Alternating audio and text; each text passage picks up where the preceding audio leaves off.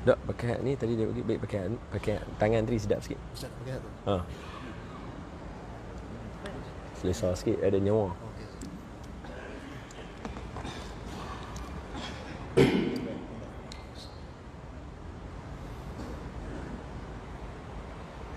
أعوذ بالله من الشيطان الرجيم.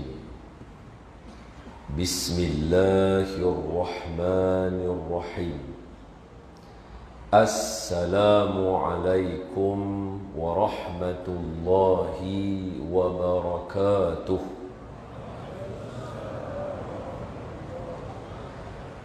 الحمد لله الذي أنزل على عبده الكتاب ولم يجعل له عوجا. أشهد أن لا إله إلا الله وحده لا شريك له، وأشهد أن سيدنا ومولانا وحبيبنا وشفيعنا محمدا عبده ورسوله. اللهم صل على سيدنا محمد وعلى آله وصحبه ومن تبعهم بإحسان إلى يوم الدين. أما بعد، فيا عباد الله اتقوا الله، أوصيكم وإياي بتقوى الله، فقد فاز المتقون. قال الله تعالى: أعوذ بالله من الشيطان الرجيم. بسم الله الرحمن الرحيم. يا أيها الذين آمنوا اتقوا الله حق تقاته ولا تموتن إلا وأنتم muslimun. Sadaqallahul azim. Hai orang-orang yang beriman, bertakwalah kamu kepada Allah dengan sebenar-benar takwa, dan janganlah kamu mati melainkan kamu mati sebagai seorang Islam. Terima kasih diucapkan kepada Ustaz Nawawi yang merupakan sahabat saya, kawan saya. Kita doakan Ustaz Nawawi sentiasa dipanjangkan umur, dimurahkan rezeki dan ditetapkan imannya. Amin ya rabbal alamin. Seterusnya yang diraikan YB dan juga tampuk kepimpinan Masjid Tuanku Jaafar. Semoga YB dan juga tampuk kepimpinan masjid dikurniakan Allah kecerdasan minda, kecergasan fizikal, nampak yang benar itu benar dan mudah mengikutinya, nampak yang salah itu salah, mudah menjauhinya.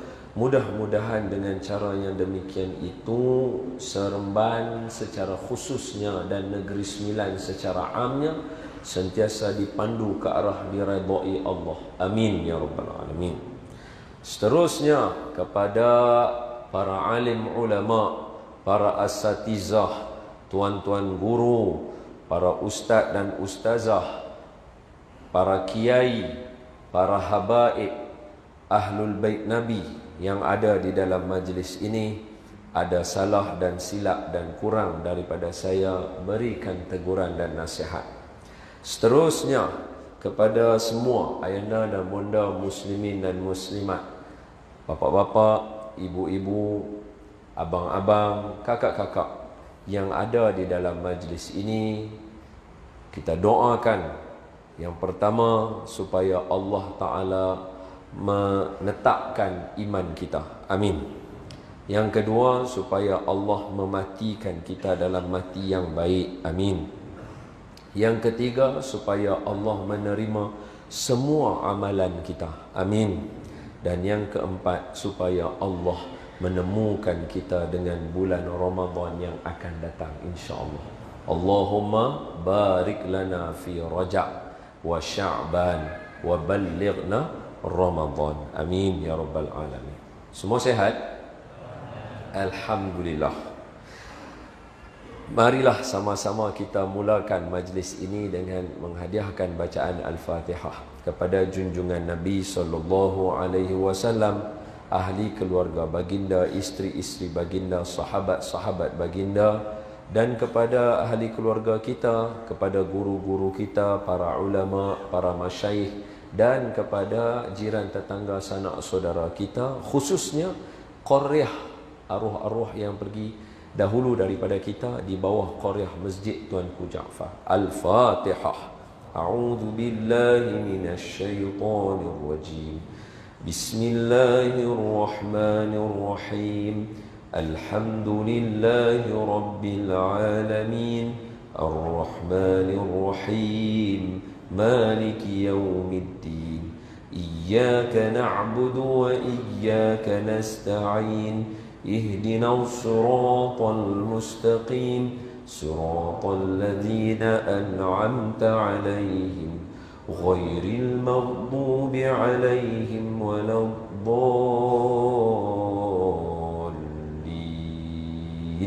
آمين.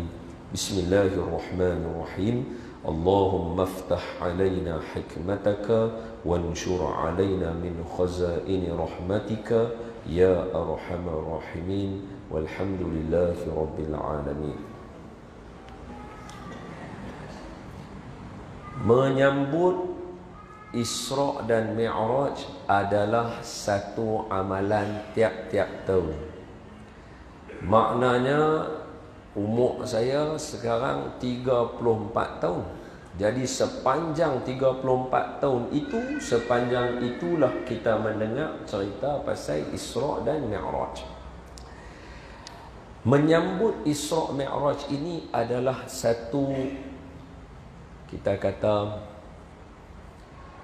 amalan yang ditetapkan di dalam Al-Quran sebenarnya. Tetapi secara umum di dalam firman-firman Allah, antaranya dalam surah Al-Hajj ayat 32, Allah Ta'ala kata, "Dzalika wa man yu'azzim sya'airallah fa innaha min taqwal qulub." Shadaqallahul azim. Demikian itu, siapa-siapa yang meraihkan, membesarkan, memeriahkan, menta'zimkan sya'airillah, syiar-syiar Allah, tanda-tanda kebesaran Allah, tanda-tanda kehebatan Allah. Dan Isra' Mi'raj memang clear Allah bang, linuriyahu min ayatina, memang nak tunjuk kekuasaan Allah. Jadi siapa-siapa yang meraihkan, memeriahkan, menghidupkan, mengagungkan, mentakzimkan Isra' dan Mi'raj, Allah Ta'ala kata, fa innaha min taqwal qulub, ketahuilah bahawa ini adalah tanda-tanda hati orang yang bertakwa. Jadi sebab itu di negara kita ada negeri yang cuti, ada negeri yang tak cuti, tapi dari segi sambutan semua masjid surau pasti akan buat. Sebab apa? Sekurang-kurangnya tiap-tiap tahun ada bulan-bulan yang kita announce bahawa, ya Allah, tengoklah kami ni bukti hati kami takwa kepada kamu, tunduk kepada kamu. At least ada. Jadi terima kasih kepada pihak masjid buat sambutan begini. Saya sangat terharu dan seronok dan rasa betuah bila orang sambut Isra' Mi'raj. Bagi peluang pula saya ceramah. Rasa betuah sungguh, seronok. Sebab apa? Sebab ini adalah tanda-tanda hati orang yang bertakwa. Itu yang pertama. Yang kedua, Isra' Mi'raj bukanlah cerita yang kita tak biasa dengar, khususnya di Negeri Sembilan. Saya di mana sahaja saya pi di pelosok Negeri Sembilan, saya sentiasa memperingatkan kepada rakyat Negeri Sembilan supaya bersyukur kerana satu-satunya negeri yang mempunyai enakmen tasawuf, Negeri Sembilan. Negeri lain tak ada. Negeri Sembilan lah satu-satunya negeri yang patut kita salute, sebab ada enactment untuk tasawuf itu dalam undang-undang Negeri Sembilan. Bagus. Itu kita puji. Minta mana pun saya pesan, silap-silap orang Negeri Sembilan pun tak tahu. Jadi tambah orang yang duduk dekat negeri macam ni, Isra' Mi'raj memang permainan kita. Sentiasa dicerita, sentiasa disebut.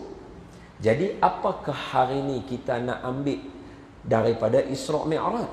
Jadi Ustaz Nawawi bagi tahu, Ustaz Don, hari ni tolong cerita sikit supaya bagi orang ambil Isra' Mi'raj masuk dalam kehidupan. Ini antara kekurangan kita zaman sekarang. Termasuk saya lah. Apa dia? Kita mengaji agama, kita baca Quran, kita baca tafsir, kita baca hadis, kelas pengajian dekat masjid Tuanku Ja'far hari-hari.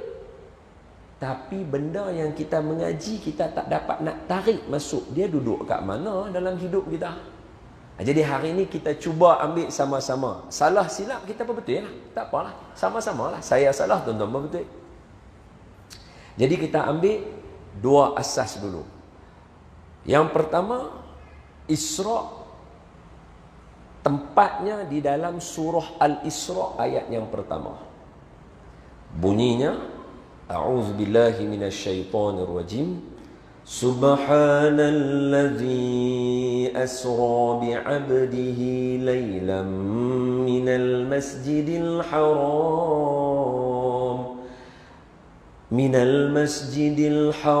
ilal masjidil aqsa alladzi barakna hawlahu linuriyahu min ayatina innahu huwas sami'ul basir. Satu je ayat dia. Okey, saya ulang sekali, satu je ayat dia. Nanti kita ambil balik tau perkataan. Satu saja ayat dia. Okey, satu je ayat dia. Adapun walaupun daripada Mekah ke Baitul Maqdis itu Isra', bukan esok baru Mi'raj. Dia secara Isra' Mi'raj, tetapi Allah letak dalam dua surah yang berbeza. Mi'raj bukan dalam surah Al-Isra', Mi'raj dalam surah An-Najmi juzuk 27. Tadi surah Al-Isra' juzuk 15, yang ni juzuk 27. Timbul persoalan di kalangan ulama, pasal apa Allah letak dua surah berbeza? InsyaAllah sekiranya sempat kita jawab. Mi'raj dalam surah An-Najmi, Allah Ta'ala berfirman, saya ambil awal saja. A'udzu billahi minasyaitonir rajim. Wan najmi idza hawa ma dhalla sahibukum wa ma ghawa wa ma yantiqu 'anil hawa in huwa illa wahyun yuha 'allamahu shadidul quwa dhu mirratin fastawa wa huwa bil ufuqil a'la thumma dana fatadalla فكان قاب قوسين أو أدنى فأوحى إلى ربه ما أوحى ما كذب الفؤاد ما رأى أفتمارونه على ما يرى ولقد رآه نزلة أخرى عند سدرة المنتهى عندها جنة المأوى إذ يخشى السدرة ما يغشى ما زاغ البصر وما طغى لقد رأى من آيات ربه الكبرى. Sadaqallahul azim. Ayat 1 sampai 18. Isra' Mi'raj.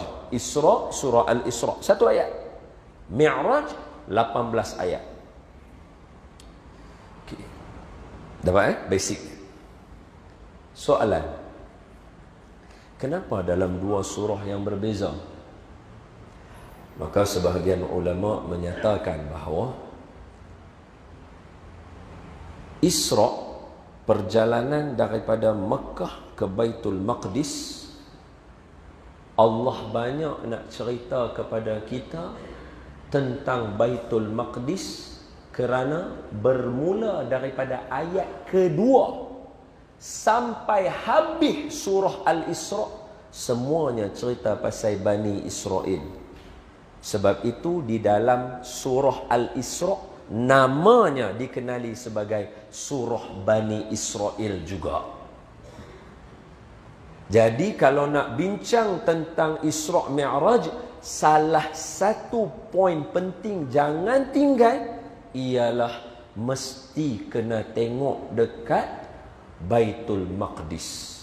Contoh, sekiranya kita kata Isra' dan Mi'raj memberikan pengajaran kepada kita, iaitu kalau nak berdakwah kita mesti kena ada teman sahabat taulan. Maka teman sahabat taulan tadi, jangan lupa tengok pengajaran yang ada di Baitul Maqdis. Isra' dan Mi'raj memberikan kepada kita tauhid yang tinggi kepada Allah, hebatnya ciptaan Allah, hebat kekuasaan Allah. Jangan lupa cara nak tengok Baitul Maqdis. Dia mesti kena macam tu. Jadi yang tu sebagai mukaddimah. Tengok tuan-tuan, tengok saya dalam sangat. Okey kah? Tuan-tuan okey kah? Cuba tanya orang sebelah. Faham tak Ustaz cakap apa tau? Okey, boleh kan? Yang tu sebagai mula-mula dulu. Jadi apa yang saya cerita dengan tuan-tuan malam ini, insya-Allah kita mesti kena kait juga dengan Baitul Maqdis. Sebab Allah yang ajak lagu tu nak buat lagu mana? Cara dia. Okey, jom kita tengok. Peristiwa Isra' Mi'raj berlaku masa umur Nabi. Sebelum ni saya ada tersalah, saya sebut 41-42, dia 51-52, saya tersilap sebut 51-52 umur baginda Nabi SAW selepas kewafatan Sayyidatuna Khadijah, selepas kewafatan Abu Talib, dan juga jangan lupa selepas peristiwa Taif, Nabi kena baling dengan batu berdarah. Boleh faham tak? Selalu kita tertinggal cerita tu.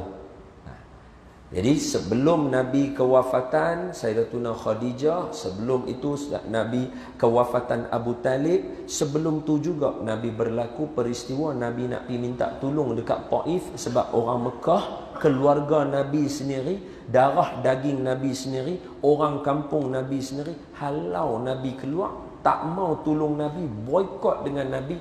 Nabi nak minta tolong dekat Taif. Orang tanya kenapa dekat Taif? Jangan lupa Taif adalah keluarga susuan Nabi. Halimatun Sa'diyah daripada Bani Sa'ad dipamai daripada Taif. Jadi Nabi nak pergi minta tolong keluarga belah sana.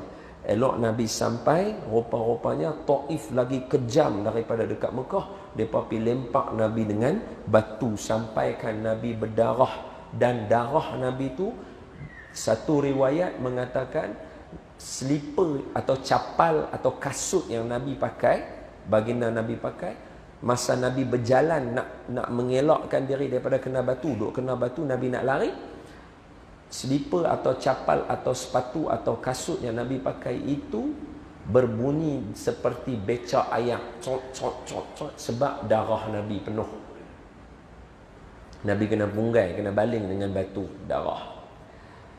Satu lagi riwayat nak habaq kata darah ni, sampaikan Nabi lap darah Nabi ni, kena lap darah tu meleleh, punya banyak. Satu lagi ulama sebut kata apa? Kenapa Nabi lap darah Nabi? Sebab kata ulama, bumi mana yang darah Nabi jatuh atas dia, layaklah bumi itu dimusnahkan Allah. Oh ya, dari Nabi tak mau musnahkan umat dia. Nabi lap darah Nabi supaya tak tumpah ke bumi. Dalam tara tu sayang lagi kita. Hebat Nabi, hebat. Jadi selepas berlaku peristiwa-peristiwa itu, maka tahun itu dinamakan tahun duka cita, Amul Huzni.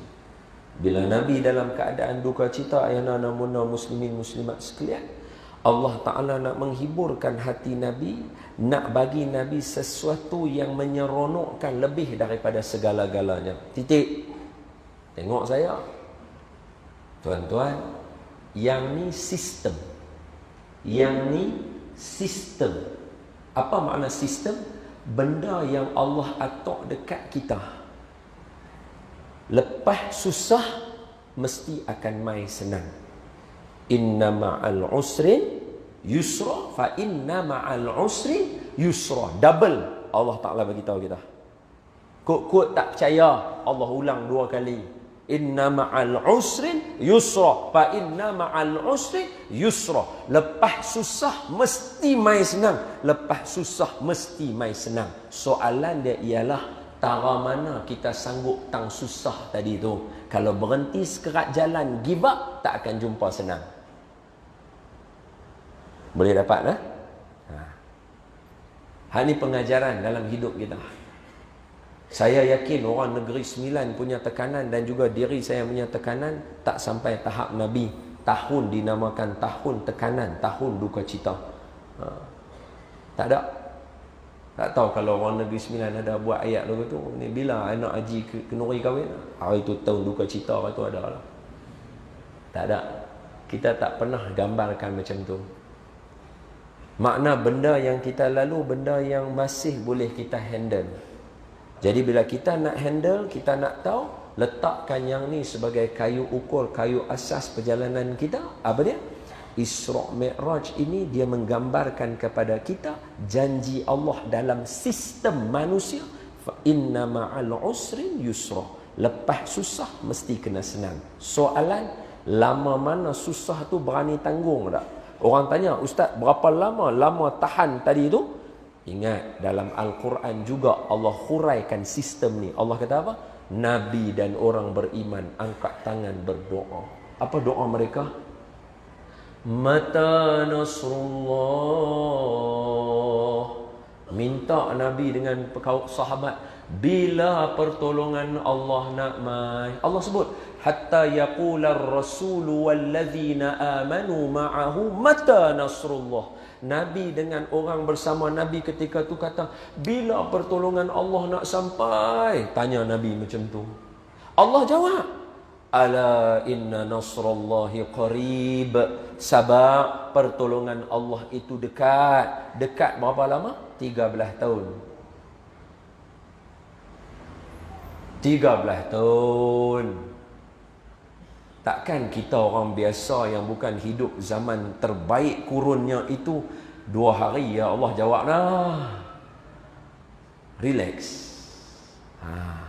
Jadi malam ini secara tak langsung sebahagian daripada perbincangan kita kena bincang berkaitan dengan kehidupan.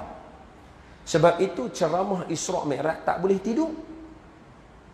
Ada satu orang dia pergi ceramah. Dia bukanlah suka pergi ceramah. Tahu-tahu isteri dia kata, "Bang oi, hari ni ada ceramah kat masjid Tuanku Ja'far. Isra' Mi'raj tajuk dia. Pilah dengar." Suami dia kata, okeylah. Suami dia pun mai. Baru balik kerja macam tuan-tuan dengan saya, letih badan. Mai duduk dengar tu, kalau dia duduk bagi poin-poin berat tu, dia jadi lagu duduk karam. Dia jadi berat. Betul. Otak kita dia ada tahap dia. Kalau tadi dekat pejabat dah habis guna, sat lagi dia karam. Dia tenggelam hanyut jadi kapal selam. Jadi hak suami ni pun duk dengar ceramah Isra' Mi'raj tu, sat cerah sat kelam, sat cerah sat kelam. Habis ceramah ustaz kata sekian, assalamualaikum. Habis sah bangun semayang, Allahu akbar. Habis semayang, assalamualaikum, doa, makan balik, assalamualaikum, salam. Isteri dia kata, macam mana ceramah tadi? Dia kata sempoi ceramah tadi. Isteri dia kata, abang kongsilah sikit dengan saya nak tahu. Dia kata Isra' Mi'raj ni perjalanan Nabi daripada Mekah pergi Baitul Maqdis. Oh, isteri dia kata pergi Baitul Maqdis. Dia kata bukan Baitul Maqdis saja. Naik langit, langit 1, langit 2, langit 3, langit 4, langit 5, langit 6, langit 7 sampai Sidratil Muntaha, sampai Baitul Ma'mur. Tu bini dia kata, tu dia lah bang. Suami dia kata, jangan terkejut lagi. Setiap langit tu jumpa Nabi lagi. Langit pertama Nabi Adam, langit kedua Nabi Yahya, Nabi Isa, sampai naik langit ketujuh jumpa dengan Nabi Ibrahim. Bini dia kata, Allahu Akbar. Lepas tu suami dia kata, tu maha suci Allah sungguh. Tu bini dia tanya, bang ada soalan nak tanya oi. Suami dia kata, apa dia? Nabi turun tak? Suami dia kata, hak tu abang tak pasti. Pasal masa abang turun dia tidur. Hak tu abang tak pasti. Berasa Nabi duduk atas terus ni rasanya. Sebab tu Isra Mi'raj tak boleh tidur. Dia kena dengar. Lagi tak turunlah Nabi dia kata. Allahumma salli ala Sayyidina Muhammad wa ala Sayyidina. Jadi kita sambung. Jadi bila kita cerita Isra Mi'raj macam tu, kita gambarkan kepada tuan-tuan, Allah nak ajak satu benda. Bahasa hari ni untuk YB lah kita kata. Tajuk dia kalau Isra Mi'raj ialah start-up package. Cara kita nak mulakan sesuatu. Kalau kita down, macam mana nak bangkit balik? Kalau kita teruk, macam mana nak naik balik? Kalau kita susah, macam mana nak senang balik? Isra Mi'raj yang akan ajak kita dalam dia. Nak tengok Baitul Maqdis. Nak cerita, tengok Baitul Maqdis. Tuan-tuan, saya tanya kawan-kawan yang mana pi Baitul Maqdis. Antaranya yang banyak pi ni artis-artis lah, macam yang mereka pi buat kerja amal, Aflin Syauqi, Heliza Ilmi, semua mereka pi. Saya tanya mereka. Mereka kata, Ustaz, antara benar, ini Heliza cerita saya, dia kata, Ustaz, antara benar yang bagi kami jatuh air mata, kami pi dekat kawasan Gaza tu Ustaz. Kami pi dekat kawasan Gaza tu. Kami tengok ada budak umur tadika dengan darjah 1, lebih kurang 6 tahun, 7 tahun, lebih kurang lagu tu. Pagi tu galah beg. Galah beg. Dia tanya, ni hang nak pergi mana ni? Budak tu kata, aku nak pergi sekolah. Tu dia. Tempat hak duk kena bom tiap-tiap hari tu, budak pagi boleh galah beg nak pergi sekolah lagi. Anak kita jahanam. Tak pergi dah, demam sikit tak pergi dah kita. Batuk sikit tak pergi dah.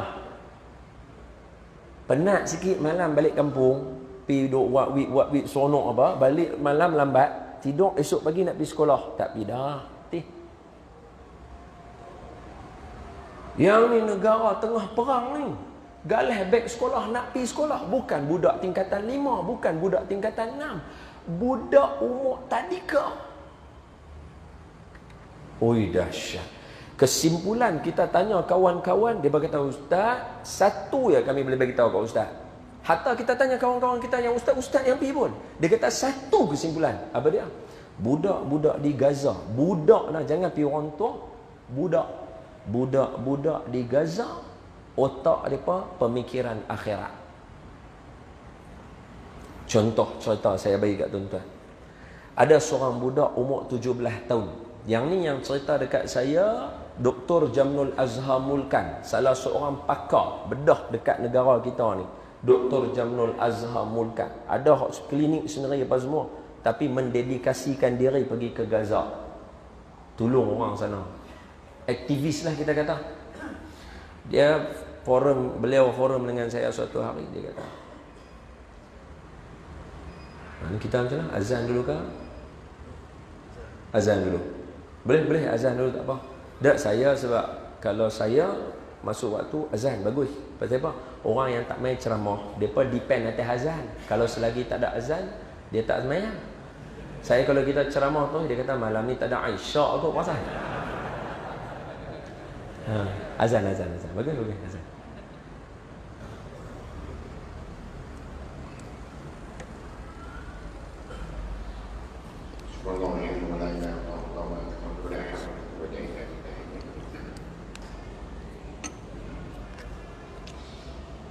Allahu Akbar, Allahu Akbar. Allahu Akbar, Allahu Akbar, marhaban. Allahu Akbar, Allahu Akbar. Allahu Akbar, Allahu Akbar, marhaban. Asyhadu an la ilaha illallah.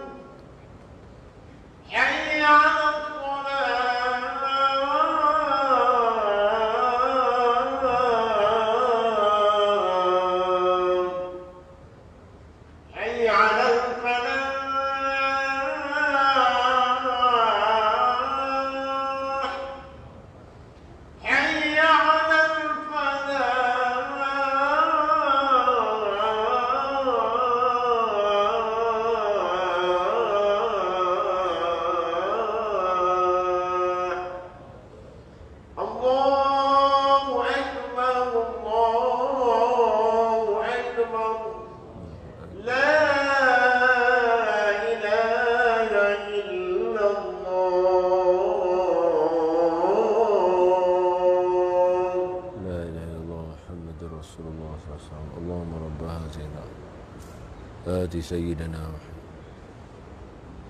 إنك أنت الغفور الرحيم اللهم وفقنا لما تحبه وترضاه يا كريم. اللهم صل على سيدنا محمد وعلى آل سيدنا Muhammad. Ayahna dan bunda muslimin dan muslimat YB dan juga ustaz-ustaz sekalian. Jadi peristiwa Isra' dan Mi'raj ini kita dah dapat gambaran yang pertama sebelum kita nak masuk cerita budak tadi tu. Gambaran yang pertama surah peristiwa Isra' dia ada dalam surah Al-Isra' ayat 1. Surah Al-Isra' ada 111 ayat. Satu saja cerita pasal Isra', 110 ayat cerita Bani Israel. Gambaran dia Bani Israel punya cerita ni Gaza, Palestin, Baitul Maqdis ada satu cerita yang rapat dengan kita. Kalau tuan-tuan pergi ke Baitul Maqdis sekarang, orang-orang Baitul Maqdis akan cakap kepada kita ahlan wa sahlan ila ardikum. Selamat datang ke bumi tuan-tuan. Dia tak kata bumi kami. Dia kata selamat datang ke tanah tuan-tuan. Mai. Ini tanah hampa punya tempat. Banyak nak cerita tuan-tuan. Azan tadi, azan kalau dekat Mekah lain. Allahu Akbar Allah. Tu azan dekat Mekah, Madinah. Kalau azan dekat tempat kami Mesir lain. Allahu Akbar, Allahu Akbar, Allahu Akbar, Allahu Akbar. Azan Mesir macam tu. Azan Baitul Maqdis hampir sama macam azan kita. Takbir raya Baitul Maqdis sama macam kita. Lenggok jiharkah sama. Kisah ini saya dapat daripada Ustaz Al-Amin, Ustaz Muhammad Al-Amin. Beliau yang memberikan buku kitab kepada beliau daripada bawah khazanah Masjidil Aqsa. Bawah tu ada perpustakaan ya. Daripada perpustakaan itu ada khazanah kitab-kitab yang diberikan kepada beliau. Dalam kitab tu sendiri menceritakan tentang keluarga Nabi Ibrahim daripada jalur Qaturah sampai ke sebelah sini.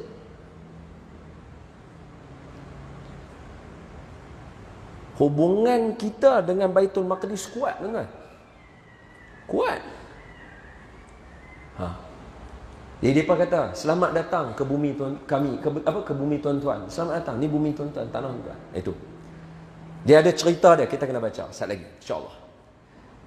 Yang kedua kita dapat peristiwa Mi'raj. Ingat, Isra' daripada Mekah ke Baitul Maqdis.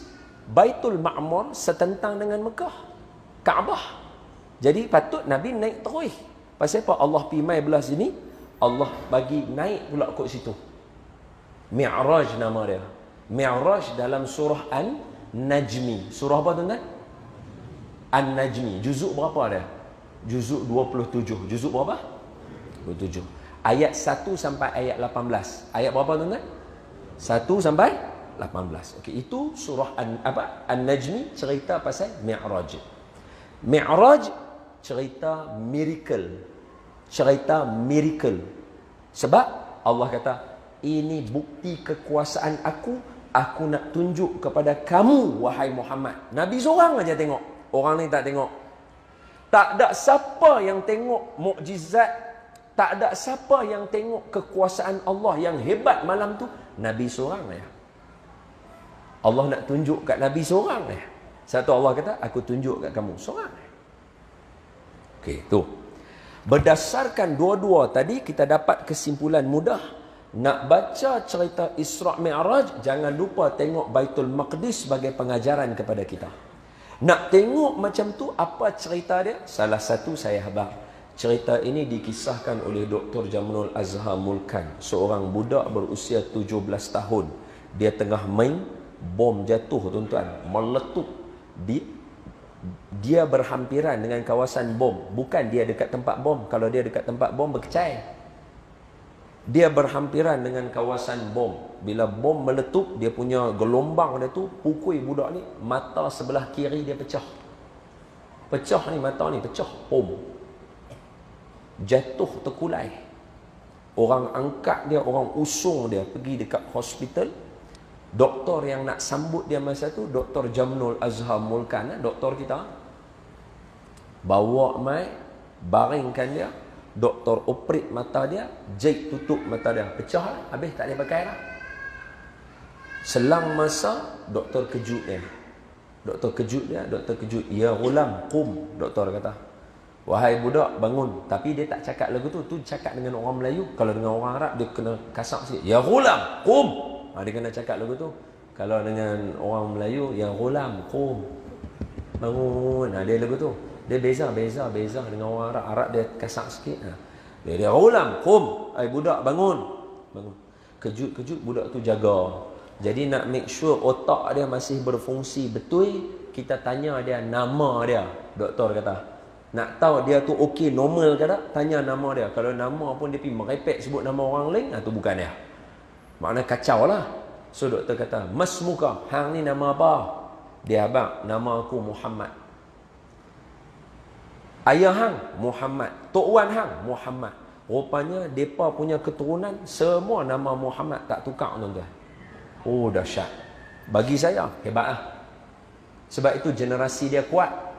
Formula nak membina generasi sekadar sebut di hadapan YB. Saya tulis ni, YB ada ni, saya tulis YB ada, sebut ni. Sebab YB nak jaga generasi, betul tak? Nak jaga, nak membangun. Nabi bagi formula, nak bangun generasi ada 7 formula dia. Nombor 1, mesti namakan dengan an yuhsina ismuhu, cantikkan nama generasi kita. Jangan nuk mereka. Nama bagi cantik, elok-elok. Nama bagi nama bagus. Nama. Lepas tu doktor kata, Muhammad, aku nak bagi tahu kat hang ni, isma' kalami. Hang dengar cakap aku ni. Doktor kata, mata kiri hang ni meletup kena bom. Doktor abang dia, mata kiri hang ni meletup kena bom. Muhammad dengar lagu tu, dia Allahu Akbar. Muhammad kata lagu tu. Hak Doktor Jamnul terkejut. Dia kata, Muhammad, aku ni confused. Doktor kata, aku ni orang Malaysia. Aku mai daripada Malaysia. Budak-budak muda di negara aku, Samsing ni bawa motor racing dengan kawan ni. Sat lagi bila terterak tu, sat lagi masuk hospital Tuanku Jaafar, tengok lagi pakai duk teriak. Aduh. Dia kata, Dr. Jamnul kata, teriak. Tadi lumba nampak macam kemas sangat. Lepas tu habaq dia, ni hang racing motor tak sihat, aku kena potong kaki hang. Potong kaki hang. Teriak, kaki putui. Hang pula terbalik. Tadi nampak lagu macam terkulai lagu tu. Aku habaq mata hang meletup, hang takbir Allahu Akbar. Jadi Dr. Jamnul tanya, awak hang kata lagu tu? Pasal apa hang jadi lagu tu? Budak aku dekat Malaysia nampak kemas ganas Samsing. Ni saya pesan kat abang-abang, adik-adik mu yang mana ada sekolah rendah, sekolah menengah, yang mana ada dalam ni, tengok ustaz, dengar pesanan ustaz betul-betul. Dalam hidup jangan tunjuk Samsing sangat. Sebab Allah habaq dia lagi Samsing. Betul tak? Ayat dia macam mana? Yukhadi'una Allah walladzina amanu wa ma yakhda'una illa anfusahum. Bukan. Apa ayat dia?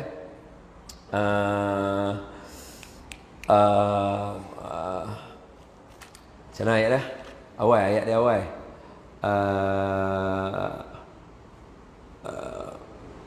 Ni. Qalu inna ma'akum innama nahnu mustahzi'un. Allahu yastahzi'u bihim wa yamudduhum fi tughyanihim ya'mahun.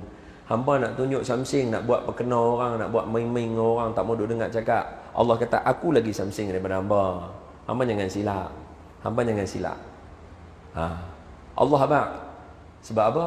Sebab kalau kita Samsing dalam hidup kita, minta maaf saya sebut ni alang-alang dah sebut budak umur 17 tahun ni. Kok mana pun di sini semua abang-abang, saya umur 17 tahun yang lalu. Dia bila kita, sebab saya tengok kawan-kawan saya yang mana yang duk buat Samsing, yang duk tunjuk yang nak pergi mana?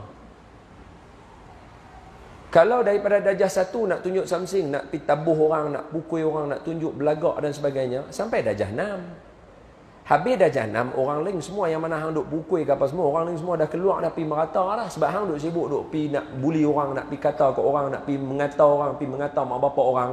Macam mana Allah nak bagi berkat kat hang? Takkan tiba-tiba hang jadi pelajar cemerlang pula. Hang duk bungkus tang situ. Kawan-kawan semua dah keluar dah. Lagi sekali hang sambung sekolah menengah, duk area yang sama juga. Hang duk nak jadi samsing juga. Daripada darjah 1 sampai darjah 6, dia naik tingkatan 1 sampai tingkatan 5. Campur dua-dua 11 tahun je. Kita samsing lagu mana pun paling tinggi 11 tahun lah. Lepas hang habis sekolah menengah, hang masuk sekolah universiti, baru hang berakai time tu. Kalau hang masuk. Kalau hang tak masuk, hang mampuih. Satu kampung mengata kat hang. Time tu hang punya samsing nak pergi mana? Time tu hang punya samsing nak pergi mana? Nak tunjuk kat orang ni. Orang kata, apa hang ni? Sebab apa? Beza. Dulu orang kenal siapa yang masuk universiti. Sebab tak ramai yang masuk universiti. Lah ni, orang yang tak masuk universiti yang orang kenal. Tak betul tak betul? Siapa yang tak masuk universiti yang orang kenal? Pasal sikit sangat yang tak masuk universiti. Bila jadi lagu tu, apa orang akan? Kita ni manusia biasa. Maaf. Kita dulu dengan kawan kita darjah 1 sampai darjah 6, tingkatan 1 sampai tingkatan 5, kita kan tak ngam dengan kawan kita. Pasal tu kita mengata kat dia. Habis tu orang-orang dewasa semua ni bila tak ngam dengan hang, takkan kami diam diri pula. Kami mengata kat hang pula. Jangan marah. Sebab tu orang kata, apparently today when we treat someone like they treat us, they get angry. Gila. Hang tak suka kat kami, hang mengata kami. Kami tak suka kat hang, kami mengata kat hang. Mengamuk. Apa lu kata kat saya ni? Hang nak tahu kat orang boleh. Jadi dulu masa hang bully orang sebab hang tak suka, hang main-main, hang act kat sekolah sebab hang tak suka cikgu lah, tak suka peraturan, hang boleh buat lagu tu. Esok bila hang besar, orang pula tak berkenan dengan hang, orang perkena hang pula. Time tu hang nak pergi tak mana samsing? Tak pergi mana? Tak pergi mana? Sebab gaya hidup yang sebegitu, rebel yang sebegitu, keadaan yang sebegitu, itu bukan mai daripada susur galur orang Islam. Orang Islam kalau nak buat benda pun, dia tak akan buat benda yang merosakkan diri dia. Min husnil islamil mar'i tarkuhu ma la ya'ni. Tanda-tanda kalau hang nak tahu mai daripada orang Islam betul, dia akan tinggal benda yang tak ada manfaat pada dia. Hang nak samsing boleh berpada. Sebab ada rebel kan, orang muda mesti ada rebel berpada. Jangan hang rebel hang pergi sepak mak hang sepak mak hang, neraka lah tempat hang. Nampak tak? Saya pesan sekali lagi, jangan tunjuk samsing. Tu tak cukup ni. Kena pula kita tak mati. Kita panjang umur, alhamdulillah, umur 34. Panjang umur sampai. Habis tu kawan-kawan kita yang sama umur dengan kita semua dah kerja besar. Esok tengok-tengok dia punya pion dia punya office boy dia, kita hak samsing sekolah dulu. Masa tu nak letak muka tang mana? Member kita duk bagi talk dekat dalam pejabat, duk bagi mesyuarat. Ni dulu member saya ni, dulu kira boleh orang lah ni, mampu dekat dia. Masa tu bukan 11 tahun. Masa tu kalau hang kerja tanya siapa-siapa yang biasa kerja, ada kerja 20 tahun dekat satu tempat. 30 tahun kat satu tempat. Hang mampu jadi lagu tu kat 30 tahun, orang akan mengatakan hang lagi lama daripada 11 tahun hang lu buat kat orang. Sebab tu Nabi kata, hidup seperti nak hidup 1000 tahun.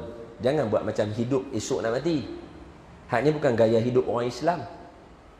Gaya hidup yang bukan Islam, dia buat macam esok saja last ada. Today is Saturday night fever. Malam ni Saturday night fever. Jom kita enjoy. Oh, esok belum tentu nak hidup. Bukan. Hidup macam nak hidup 1000 tahun. Ibadah macam nak mati esok. Ni saya pesan siap-siap supaya jangan jadi macam saya, jadi macam orang-orang di zaman saya. Jangan jadi macam tu. Kita tunjuk samsing, kita tunjuk act, tak pi mana. Sebab kita nak hidup 1000 tahun. Rugi 11 tahun awal tu kalau kita buat musuh. Hai budak. Budak-budak di tempat aku kalau kena tu teriak dia. Kalau aku habaq mata dia pecah. Pasal apa? Hang takbir. Jawab Muhammad tadi tu. Dia nama dia Muhammad 13. Keturunan dia Muhammad semua. Dia nombor 13. Dia kata apa? Ya doktor, wahai doktor, laqad waqaftu aini ila Allah. Aku takbir tu sebab aku wakafkan mataku kepada Allah. Esok aku tuntut nak masuk dalam syurga. Boleh dapat budak kita umur 17 tahun cakap lagu tu? YB, tak dapat. Sebab apa? Pemikiran mereka pemikiran akhirat. Sebab itu kalau kita nak bina modul, nak bina manusia, Allah ajak dah. Tengok Gaza, tengok Palestin, tengok Baitul Maqdis, depa buat lagu mana.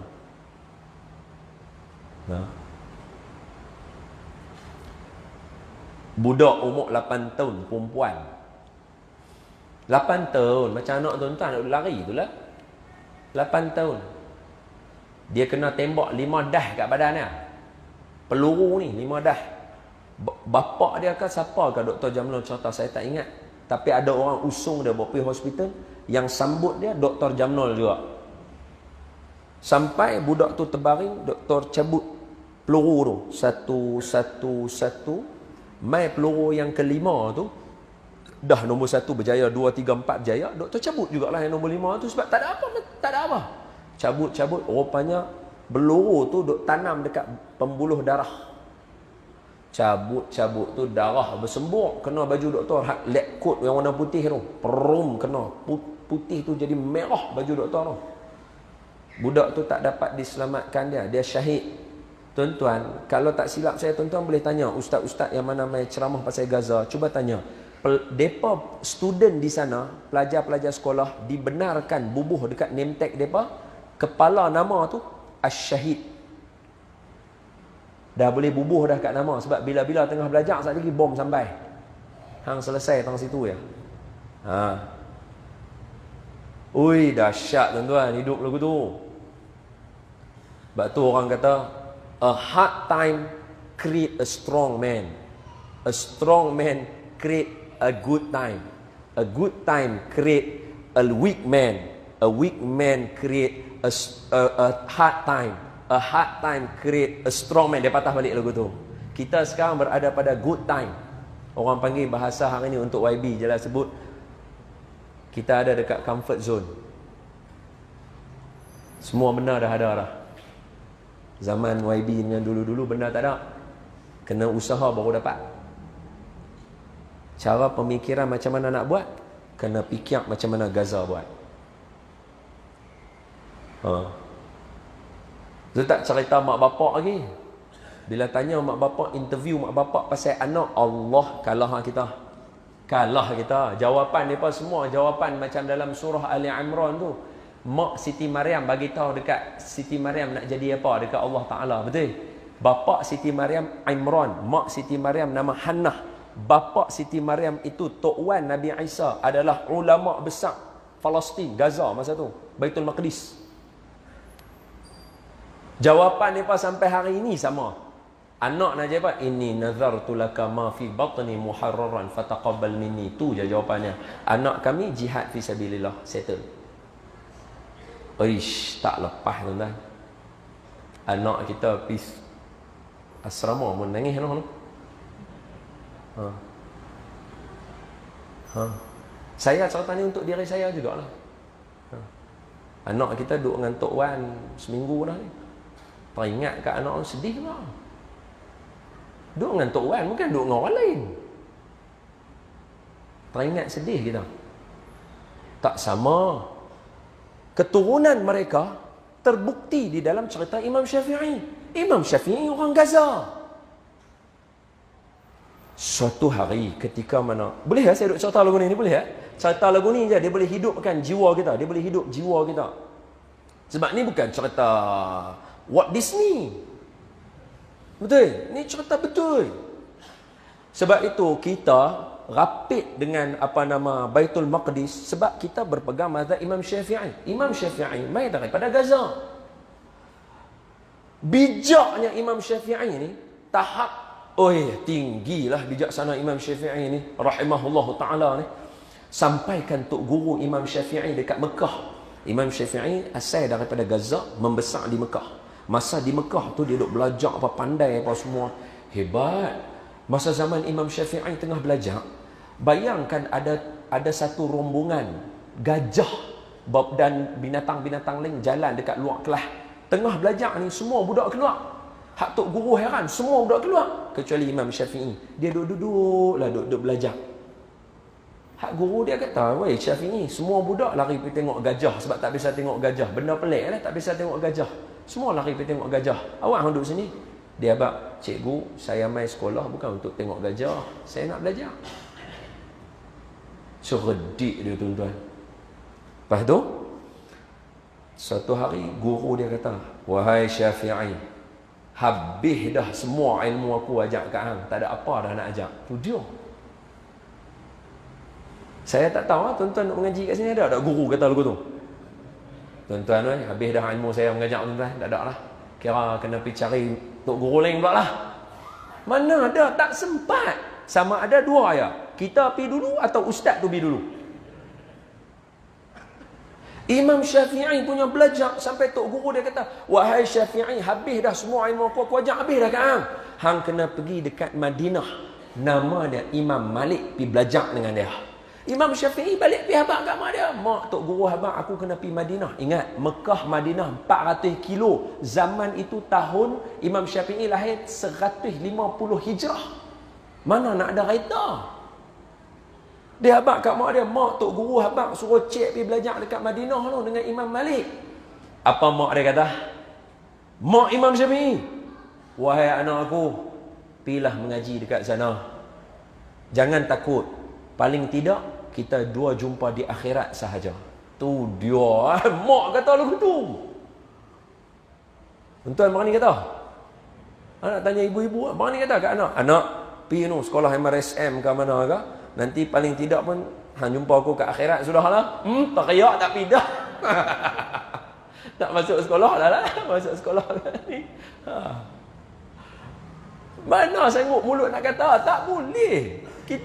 Kita tak terbina untuk jadi macam tu. Mak dia kata, Imam Syafi'i, pergi belajar. Esok hang dengan aku jumpa ke akhirat sudah." Maknanya apa? Isyarat dia, ulama kata, hang jangan balik mengaji sampai alim.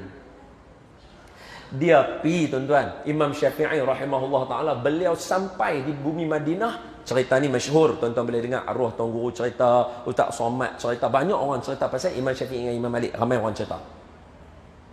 Cerita pergi sana belajar pandai, dah jadi alim. Umur 17 tahun diangkat menjadi mufti. 17 tahun mufti. Duduk buat keluar fatwa. Di mana? Baghdad. Pergi Baghdad, Mekah, Madinah, Baghdad. Di Baghdad duduk mengajak apa semua, cerita habis. Suatu hari rombongan daripada Baghdad pergi Mekah, pergi menunaikan umrah dan haji. Jadi bila pergi sana, saya ulang sekali lagi nah, siapa yang ada zaman kapal laut pergi Mekah kapal laut, dia boleh gambarkan benda ni. Saya orang Penang, orang selalu naik daripada Penang daripada JT tu. Daripada Penang Port duk naik kapal nak pergi haji. 3 bulan pergi, 3 bulan balik. Kalau meninggal dekat perjalanan, habis bagi mandi, kapan jenazah, ikat dengan batu, lepas masuk dalam laut. Tak ada kubur. Tak ada kubur. 3 bulan pergi, 3 bulan balik. Mana pula 3 bulan pergi, 3 bulan balik? Nak duduk sana berapa lama? Takkan duduk sehari. Duduk sana 3-4 bulan pula. Makna pergi tu setahun baru balik. Jadi mereka ni mai rombongan daripada Baghdad mai Mekah. Tok guru ni bila dah duduk sana, dia mengajak. Berkata guru kami Muhammad bin Idris. Berkata guru kami Muhammad bin Idris. Imam Syafi'i yang mak dia duduk dalam majlis tu. Duk dengar tok guru daripada Baghdad duk mengajak ni, Muhammad bin Idris, Muhammad bin Idris. Macam aku kenal nama ni. Anak dia. Jadi si mak ni habis cerita tok guru syarah ni, pergi jumpa tok guru. Assalamualaikum tok guru. Waalaikumsalam. Boleh tak saya nak tanya, siapa dia yang tok guru duk sebut Muhammad bin Idris tu? Tok guru ni bila tanya tok guru dia ceritalah, itu guru kami yang alim, mengajak dan berjasa di Baghdad. Ramai orang Baghdad dapat ilmu daripada dia. Asal daripada Mekah, belajar di Madinah, kemudian sekarang berkhidmat di Baghdad. Dia tahulah tu anak dia. Maka dia kata, wahai Tok Guru, akulah ibu Muhammad bin Idris tu. Hak Tok Guru ni pula dengar, ya Allah, ibu guru kami ada di sini. Apa yang kami boleh tolong khidmat kepada puan? Dia kata, boleh tak tolong aku? Habaq asal kat anak aku bila jumpa dia, sekarang dia dah boleh balik rumah dah. Tu. Sebab apa? Dengar anak dah alim, dah hebat dah. Kok mana pun mak rindu, betul tak? Sekarang dah boleh balik dah habaq dia. Hak Tok Guru ni pula balik jumpa Imam Syafi'i rahimahullah ta'ala. Habaq kata Tok Guru. Hak guru ni pergi habaq kat Tok Guru besar lagi. Imam Syafi'i, kami pergi Mekah jumpa mak Imam Syafi'i. Hampa jumpa mak aku. Apa pesan mak aku kat aku? Tu tuan-tuan. Alim dah. Tapi mak ni nombor satu. Tanya orang, apa pesan mak aku kat aku? Tok Guru habaq, wahai Imam Syafi'i guru kami, mak Tok Guru habaq, Tok Guru boleh balik rumah sekarang. Lah ni boleh balik dah.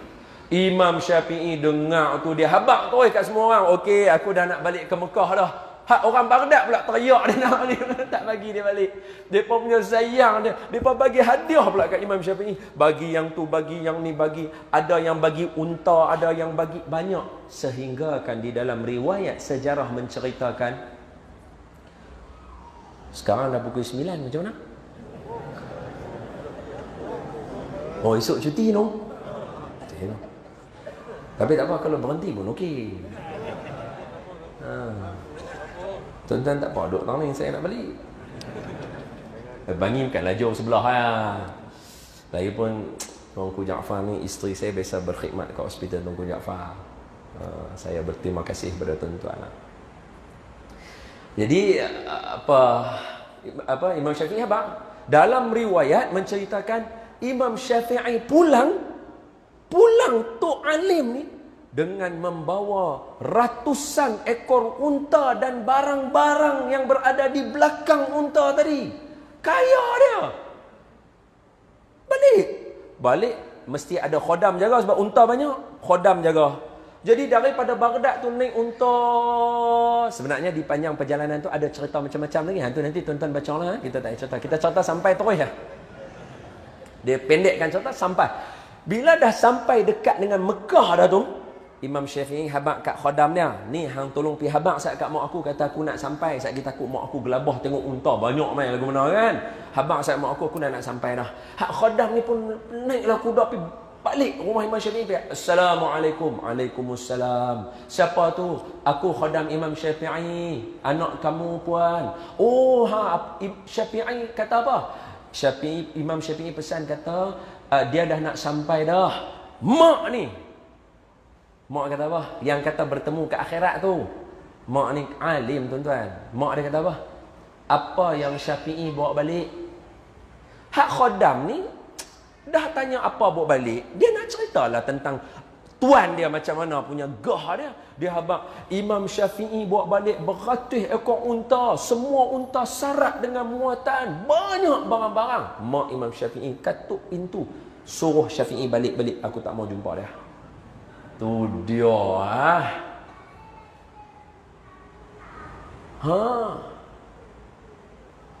Kalau kita, aku ibu dia, 1000 ekor unta aku punya. Penat mengandung tak habis lagi. Beza tuan-tuan. Sebab tu saya abang tadi, dia macam semalam duduk sembang dengan isteri saya. Bila sembang dengan isteri saya, tanyalah, you nak anak kita macam mana? Tahu kan? Nak anak jadi macam mana? Dia kata, kalau boleh anak kita jadi orang alim. Saya kata, kita ni kena ungkap baju badan sendiri. Bini saya kata, kenapa? Saya ceritalah pasal Imam Syafi'i ni. Tu tanya dia, macam mana lepas? Tak lepas dah. Tak lepas kalau, maaf saya sebut tadi kan, kelemahan kita, kita mengaji agama, tapi kita tak tahu nak buh macam mana dalam hidup kita. So saya abang kat isteri saya benda yang sama. Bila dah tahu kelemahan kita, jadi benda yang kita kena buat ialah, kita tahu diri kita lagu mana, jangan buat anak kita lebih daripada benda yang patut kita buat. Kita tak alim, kita kena jadi alim dulu baru bagi anak kita jadi alim. Kalau kita tak alim, kita bagi anak kita jadi alim, esok bila dia dah naik tingkat alim, dia nak buat satu tindakan, otak kita tak sama macam dia, kita akan bertengkar dengan dia. Lepas tu kita mak bapak tak redha pula dengan dia. Oh, jahanam mana?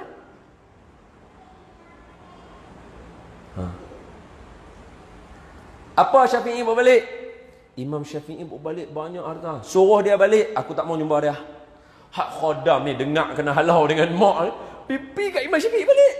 Imam Syafi'i, aku dah jumpa mak Imam Syafi'i. Apa mak aku kata? Maknanya apa? Imam Syafi'i pun kenal mak dia. Risau. Apa mak aku kata? Mak Imam Syafi'i suruh balik. Pasal buat balik banyak harta. Imam Syafi'i kata, tak bah. Panggil semua orang Mekah. Aku hadiahkan semua barang-barang ni. Semua hadiah. Hak tinggal kat dia apa? Lepas dia hadiah semua, hak tinggal kat dia apa? Unta yang bawa balik kitab sahaja. Khodam ni patah balik pergi jumpa dengan mak tu. Imam Syafi'i tak balik rumah. Khodam pergi jumpa dulu. Punya takut, punya hormat mak sampai tahap lagu tu. Assalamualaikum. Waalaikumsalam. Siapa dia? Khodam Imam Syafi'i. Apa Imam Syafi'i kata? Imam Syafi'i kata dia nak balik dah. Apa yang dia bawa balik? Dia bawa balik kitab. Sekarang aku akan tunggu dia di hadapan pintu. Itu mak Imam Syafi'i. Orang mana? Palestin. Gaza. Power kan, kita tak dapat lah. Kena cita-cita. Kena cita-cita. Kalau tidak, Isra' Mi'raj tak akan bermanfaat pada kita kalau kita tak tanam lagu tu. Mulai malam ini, jom sama-sama kita dalam masjid ni, nak keluar daripada masjid ni nanti, azam dalam diri kita. Kita nak kena ikut apa yang dibuat di Gaza, di Palestin, macam mana mereka tanam dalam diri anak mereka. Ada seorang khatib di section 27 Shah Alam. Tengah khutbah, saya duduk belakang sekali. Masa tu kami ada program. Kami lambat keluar daripada program, bergegas cari tempat, singgah section 27 Shah Alam. Tok Khatib kata, saya sampai di Gaza. Tok Khatib tu kata, saya Allah, saya tak pernah sampai. Saya takut di Gaza, takut. Bukan semua orang boleh pergi. Dia mempunyai jiwa yang kental. Kawan-kawan kita tengah duk pergi dekat Gaza, tuan-tuan. Tengah duk pergi Gaza nak buat bantuan kemanusiaan ni. Tiba-tiba siren bunyi, weh lagu tu. Pakat larilah masuk, menyorok bawah bangunan, bawah tempat yang dikorek. Ketak, tuan-tuan. Sekali lagi bom jatuh, perdebum. Oi, tuan-tuan. Saya tak berani lagi. Tak sampai jiwa saya lagu tu. Dia kata, saya sampai di Gaza.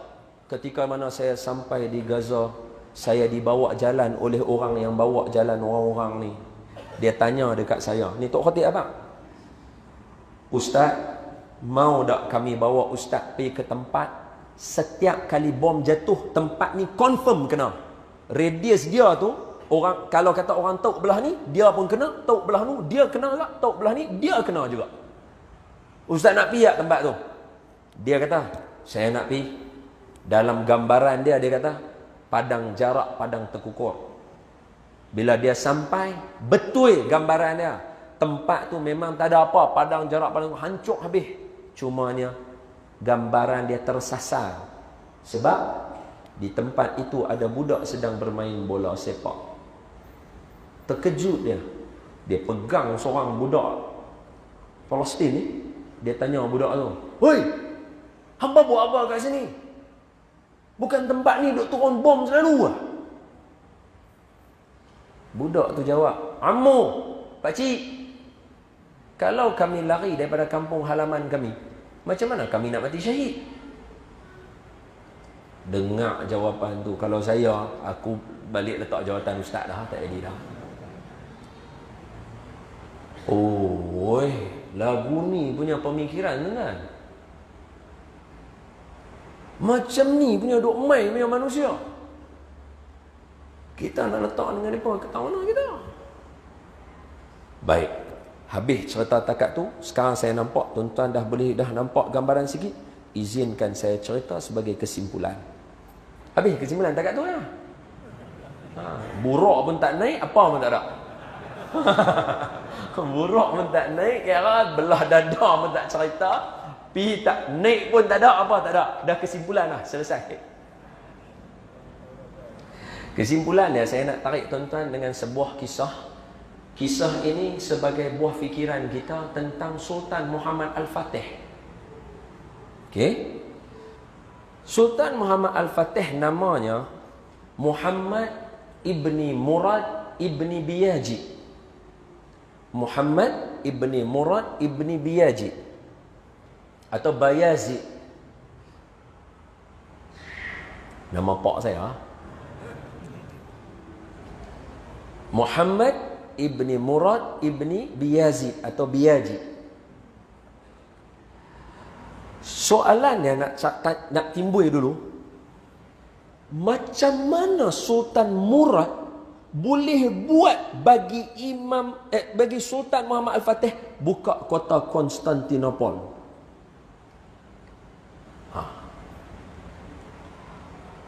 Tuan-tuan, hadis Satuftahul Konstantiniyah, akan dibuka kota Konstantinopel, Nabi sebut, baginda Nabi kita Nabi Muhammad sallallahu alaihi wasallam sebut ketika mana berjaya di dalam peperangan Ahzab, peperangan Khandaq. Ahzab maknanya pakatan jahat nak mengalahkan Nabi. Musyrikin Mekah berpakat dengan Yahudi, Bani Qainuqa, Bani Nadir, Bani Khuraizah, Bani semua. Lepas tu geng-geng lain lagi yang ada keliling Madinah semua. Geng sekali Al-Ahzab nak mengalahkan Nabi.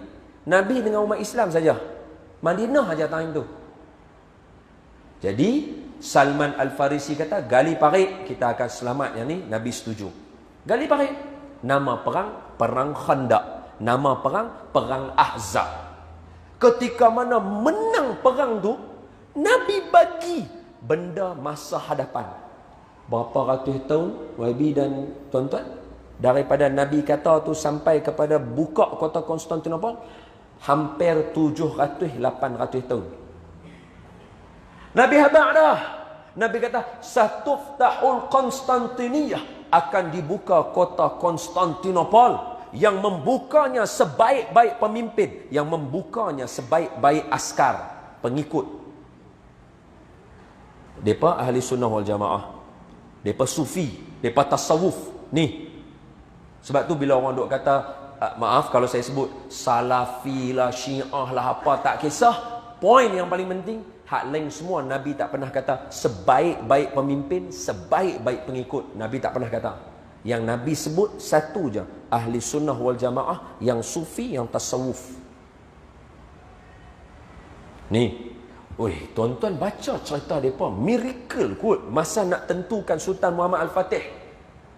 Macam mana ulama yang jaga Sultan Muhammad Al-Fatih yang mengajak dia kan, siap boleh buat tawassul. Tuhan, kalau betul inilah yang Muhammad ataupun generasi yang akan buka kota Konstantinopel, hidupkan orang daripada kubur ni untuk bangun. Tuan-tuan kena baca dia punya sejarah dia. Memang set-set jenis tawassul kira, dengar cerita mereka kita rasa power. Jadi daripada Nabi sebut itu, hadis akan dibuka kota Konstantinopel, akan dibuka kota Konstantinopel, akan dibuka kota Konstantinopel, akan dibuka kota Konstantinopel, akan dibuka kota, dibaca setiap generasi. Poin dia bukan baca. Daripada Sultan Biyazid, dia dah kata dah dekat rakyat dia, kitalah yang akan buka kota ini. Tu apa dia? Persiapan. Buat daripada zaman dia. Buat dah. Apa dia? Yang Nabi kata tu bukan orang lain. Kita. Bukan orang lain. Kita. Bukan orang lain. Kita. Dia semangat lagu tu. Yang kata ahli sunnah wal jamaah apa dia? Kita. Bukan orang lain. Yang kata ahli sunnah wal jamaah siapa? Kita. Bukan orang lain. Sebab apa? Zaman kita dah tak ada hadis akan dibuka Melaka ke apa. Tak ada dah. Jangan silap. Zaman kita ada satu hadis Nabi yang payung kita. Apa dia? Orang Yahudi terpecah kepada Bani Israel terpecah kepada 71 golongan. Semua masuk neraka kecuali satu. Orang Nasrani terpecah 72 golongan. Semua masuk neraka kecuali satu. Umat aku terpecah 73. Semua masuk neraka kecuali satu. Siapa dia satu itu? Dia adalah siapa aku di dalam dia dan sahabat aku. Ma ana alaihi wa ashabi. Aku dengan sahabat aku di dalam dia, itulah golongan yang satu yang menang ni. Kalau saya tanya tuan-tuan, siapa dia? Kita. Anak-anak tuan-tuan, anak-anak saya, keluarga kita. Kita kena jadi begitu. Baru kita boleh bina. Walaupun memakan masa ratus tahun. Nak jadi golongan yang menang. Dia kena bersedia dan ingin tu ada. Siapa dia golongan yang menang yang satu tu? Di mana Nabi dengan sahabat dia dalam. Yalah, siapa dia? Kami ya. Siapa dia? Kami. Siapa dia? Cucu saya. Siapa? Keluarga saya. Dia kena macam tu. Baru betul. Baru dia akan atok strategi. Kalau tidak, tuan-tuan tengok saya. Minta maaf. YB, minta maaf lah. Sikit boleh Yang 7 tadi yang bina generasi tu tak ada nak cerita. Tak apa kau noh. Ustaz Nawawi ada. Pelepas yang. Dan saya akan sebut 1, 2, 3 poin dia. Tuan-tuan tulis dia nanti syarah lagi atau hadis Nabi saja. Tak apa. Apa saya nak sebut tadi? Persiapan kita semua tu untuk apa? Ahli sunnah wal jamaah, pegangannya ialah, antaranya ialah Nabi sebut, umat aku akan kuat dengan 2 perkara. Pertama, ilmu pengetahuan. Kedua, harta benda. Kita nak tahu kita ni jadi umat yang hebat tak hebat, Nabi kata, kena tengok 2. Lah ni cuba tengok, ilmu kita tak mana, tak dan pi jauh. Kita punya harta kekayaan tak dan pi jauh. Kalah kita. Jadi bila kalah, jangan buat perangai orang kalah.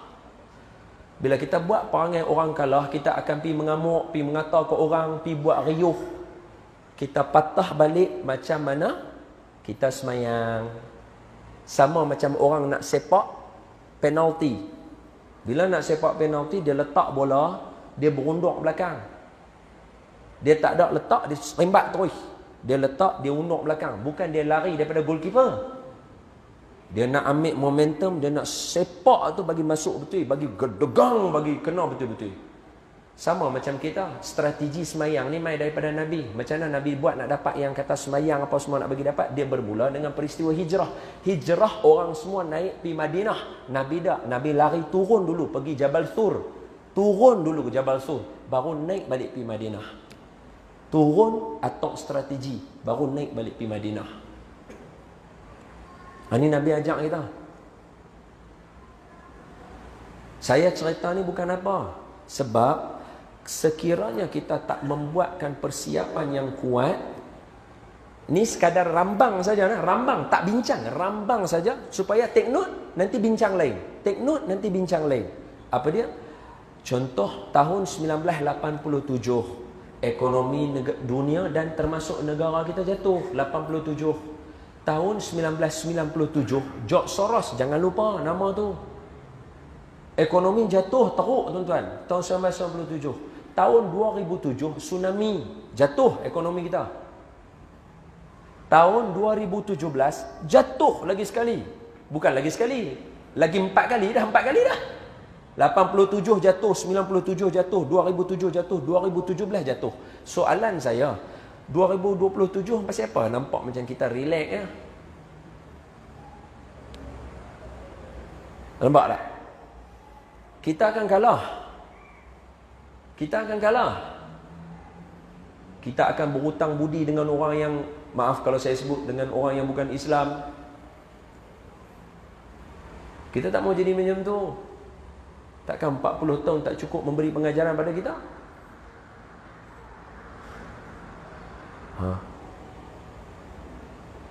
Dah sampai tahap dah kita ni sekarang kena ada sekolah education semua, yang macam mana yang berlaku di Gaza, macam mana berlaku di Mesir.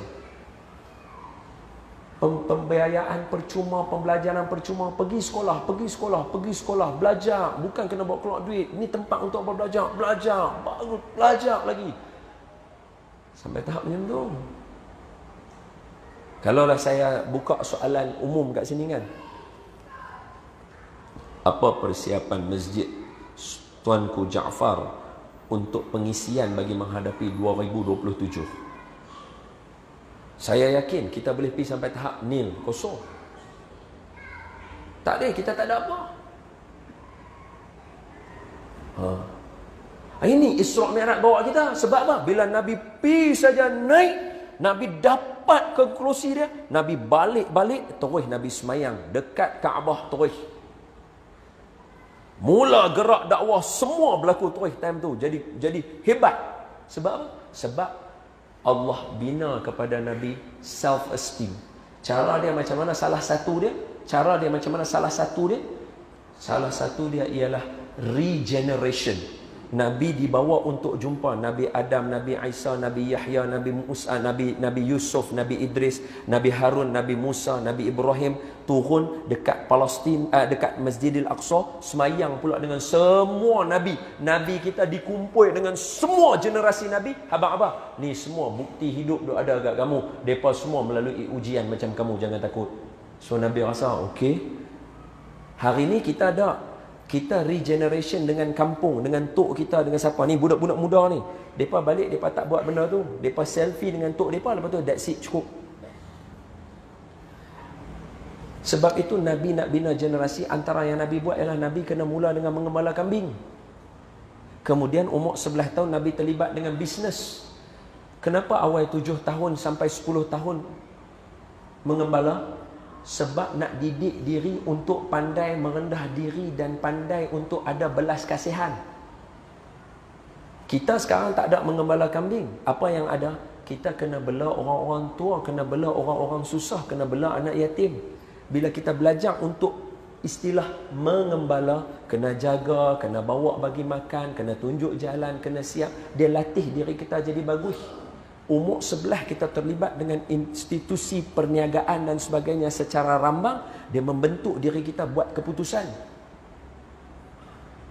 Saya buat survey, sebab saya lecturer, saya buat survey secara rambang, jumpa student untuk tanya soalan.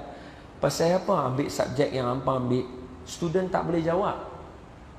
Dia tak ada satu jawapan yang konkret. Saya ambil yang ni ustaz, saya dah baca 3 buku pasal tajuk ni. Tak ada. Paling asas apa dia? Mak saya suruh sambung ustaz. Oi.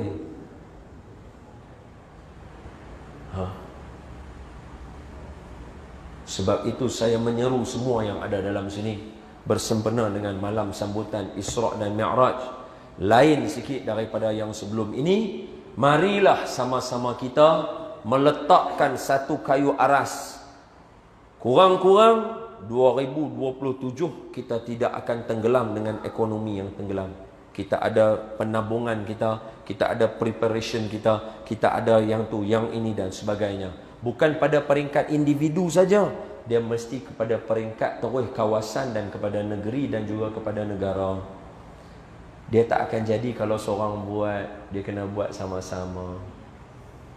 Hiduplah berpakat, jangan bergaduh. Duduk elok-elok, kawan sama-sama. Minta ampun, minta maaf ya YB kalau ada saya abang benda-benda tu. 7, membina generasi. Pertama, namakan nama baik. Kedua, cantikkan akhlak. Ketiga, ajarkan mereka Quran. Keempat, ajar mereka berenang. Kelima, ajar mereka memanah. Keenam, ajarkan mereka berikan mereka rezeki dari rezeki yang halal. Yang ketujuh, kahwinkan mereka bila sampai usia. Ini 7 formula Nabi ajak untuk membina generasi. So, selamat membina generasi. Syarahannya nanti Ustaz, baik, mana Ustaz Nawi?